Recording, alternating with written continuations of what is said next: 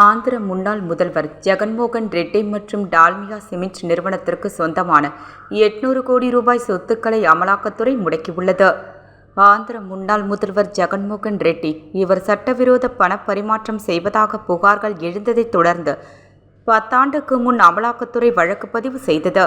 இந்நிலையில் தற்போது ஜெகன் ரெட்டி டால்மியா சிமெண்ட் நிறுவனத்திற்கு சொந்தமான 405 கோடி ரூபாய் மதிப்பிலான சொத்துக்களை முடக்கி உள்ளதாக அமலாக்கத்துறை அறிவித்துள்ளது. ஜெகன் ரெட்டி பெயரில் உள்ள 27.5 கோடி ரூபாய் மதிப்புள்ள பங்குகள் 377 கோடி ரூபாய் மதிப்புள்ள டால்மியா சிமெண்ட் நிறுவனத்திற்கு சொந்தமான நிலம் ஆகியவை முடக்கப்பட்டுள்ளன. ஆனால் முடக்கப்பட்ட தனது நிறுவனத்திற்கு சொந்தமான நிலத்தின் மதிப்பு 793 கோடி ரூபாய் என்று டால்மியா சிமெண்ட்ஸ் நிறுவனம் அறிவித்துள்ளது.